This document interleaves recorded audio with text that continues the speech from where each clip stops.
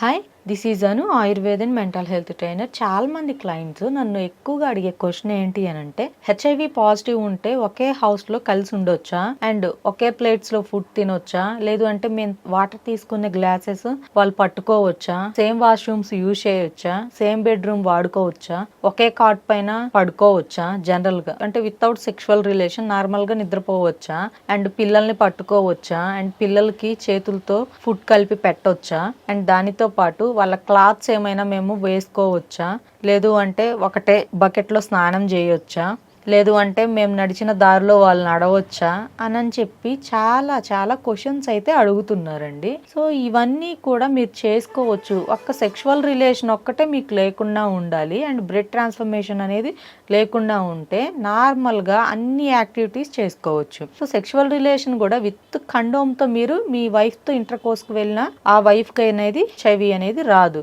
And ఇంకొకటి ఏంటి అంటే, అందరిలానే మీరు ఒకే ఇంట్లో ఉండొచ్చు, మంచిగా ఫుడ్ కుక్ చేసుకొని తినొచ్చు, ఒకటే వాష్రూమ్ యూజ్ చేసుకోవచ్చు, ఒకటే పిల్లో లైక్ ఒక దుప్పటి కప్పుకోవచ్చు, అండ్ ఒకటే కోమ్ యూజ్ చేసుకోవచ్చు. వీటన్నిటి వల్ల అయితే ఏమి హెచ్ఐవి మీకు రాదు. అండ్ ఇంకొకటి, మరి కిడ్స్కి ఎలాగా ట్రీట్ చేయాలి అని చెప్పి చాలా మంది అడుగుతున్నారు. ఎవరి ఫ్యామిలీలోనైతే చిన్న పిల్లలు ఉంటారో సో అటువంటి వాళ్ళు జస్ట్ వాళ్ళని మీ ఎంగిల్ వాళ్ళకి పెట్టకుండా ఉంటే చాలు. అంటే ఎంగిల్ ఎందుకు అని అంటే, కొంచెం చిన్న పిల్లల్లో వీక్ ఇమ్యూన్ సిస్టమ్ ఉంటుంది కాబట్టి ఏమైనా సెలైవా త్రూ వస్తుందేమో అని, అంటే ఈ నోటిలో ఉండే లాలాజలం ద్వారా పిల్లలకి ఏమన్నా వస్తుందో అని చెప్పి ఎంగిల్ పెట్టొద్దు అని చెప్తారు. అండ్ బ్లడ్ ట్రాన్స్ఫర్మేషన్ ఎలాగో ఉండదు, ఇవి ఉండకూడదు. ఇది కొంచెం నార్మల్గా పిల్లల్ని ఎత్తుకొని నార్మల్గా బుజ్జగించడం, లేదు అంటే గ్లాస్తో వాటర్ తాపించడం, ఇటువంటివన్నీ చేయొచ్చు. పక్కనే బజ్జో పెట్టుకొని జో కట్టడం, ఇవన్నీ చేయండి. వీటికైతే ప్రాబ్లం ఏమీ లేదు. జస్ట్ కొంచెం సెలైవా పెట్టకుండా ఉండాలి, అండ్ దానితో పాటు బ్లడ్ ట్రాన్స్ఫర్మేషన్ ఇలాంటివి ఏం లేకుండా ఉంటే చాలు. పిల్లలకి కూడా రాదు. ఇంకా యాజ్ టీజ్గా ఇంతకు ముందు ఎలా ఉన్నారో అలానే ఫ్యామిలీతో అదర్ యాక్టివిటీస్ అన్నీ కూడా మీరు చేసుకోవచ్చు, నేను చెప్పినవి ఇవి కాకుండా. అండ్ ఫుడ్ విషయానికి వస్తే ఈచ్ అండ్ ఎవ్రీ ఫుడ్ తీసుకోండి. బట్ మీకు ఏమన్నా హార్ట్ ఇష్యూస్ ఉన్నా, కొంతమందికి ఎస్టిడి ఇన్ఫెక్షన్ ఉండి హార్ట్ ఇష్యూ ఉండడం, అండ్ దానితో పాటు కొంతమందికి లంగ్స్ ఇష్యూ ఉండడం, అండ్ కొంతమందికి లైక్ టీబీ ఇలాంటివి ఉంటూ ఉంటాయి, న్యూమోనియా. సో ఇటువంటి ప్రాబ్లం ఉన్న వాళ్ళు, అండ్ కొంతమందికి లివర్ ఇష్యూస్ అని, కొంతమంది కిడ్నీ స్టోన్స్ అని, కొంతమంది డయాబెటిక్ పేషెంట్స్ ఉంటారు.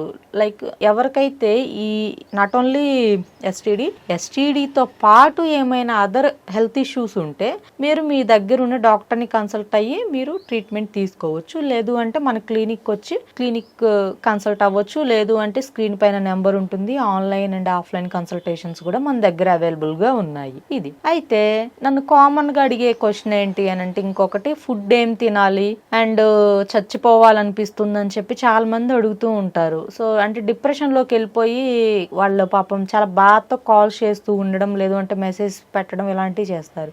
అన్ని ఫుడ్ తినండి, బట్ ఇమ్యూనిటీ ఎక్కువగా ఉండేది తినండి. కొంచెం red meat and boiled eggs, milk products, dairy products బాగా తీసుకోండి.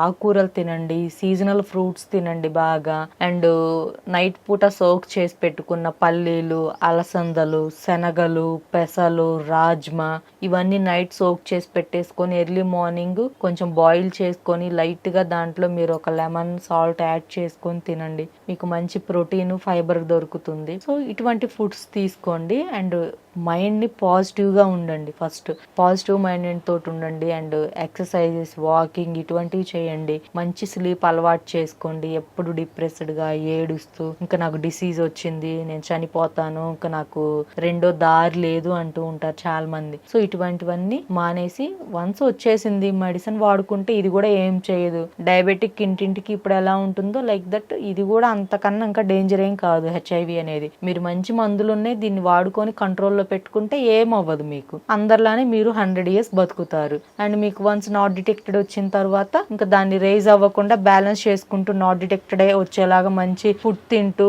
కొంతమంది ఏఆర్టీ వాడతారు, అది కూడా వాడుకోవచ్చు. వాడుకుంటూ మెయింటైన్ చేసుకుంటే మీరు మీ లైఫ్ స్టైల్ అనేది బాగుంటుంది, మీకు డిసీజెస్ కూడా ఏమి అంత ఫ్రీక్వెంట్గా రాకుండా ఉంటాయి, స్ట్రాంగ్ ఇమ్యూనిటీ ఉంటుంది.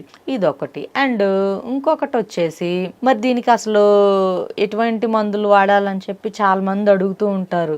లైక్ అల్లోపతిలో చూసుకుంటే ఏఆర్టీ అని ఇస్తూ ఉంటారు, అది మీరు అక్కడ కన్సల్ట్ అయి తెలుసుకోవాలి. ఆయుర్వేదలోనైతే మనకి చాలా రకాల మెడిసిన్స్ ఉంటాయి, లైక్ అశ్వగంధ అని, శతావరి అండ్ తిప్పతీగ పౌడరు. సో ఇవన్నీ పెడతాము. వీటితో పాటు ఇంకా కొన్ని 18 హెర్బ్స్ కలిపిన పౌడర్స్ ఇస్తూ ఉంటాము. అండ్ దానితో పాటు ప్రాపర్ డైట్ పెడతాము. అండ్ పేషెంట్కి ఎవ్రీ 15 డేస్కి ఫీడ్బ్యాక్ తీసుకుంటాము. అండ్ వీళ్ళ CD4 కౌంట్ బాగుందా లేదా, అండ్ వైరల్ లోడ్ తగ్గిందా లేదా, ఇవన్నీ ప్రాపర్లీ 2 to 3 monthsకి ఒకసారి మనం చూస్తాము. అండ్ పేషెంట్ దగ్గర ఎవ్రీ 15 డేస్కి ఫీడ్బ్యాక్ తీసుకొని మీకు ఎలా ఉంది ఏంటి అని పేషెంట్ రికవరీ అయ్యే వరకు పర్సనల్ కేర్ అనేది తీసుకుంటాము. సో ఇదండి మన క్లినిక్లో ఈ విధంగా ఉంటుంది ట్రీట్మెంట్. ఇది ఎవరికైనా కావాలి అంటే కాల్ చేసి అపాయింట్మెంట్ బుక్ చేసుకోవచ్చు, లేదు అంటే ఆన్లైన్ అండ్ ఆఫ్లైన్ రెండు అవైలబుల్గా ఉన్నాయి మన దగ్గర. Thank you.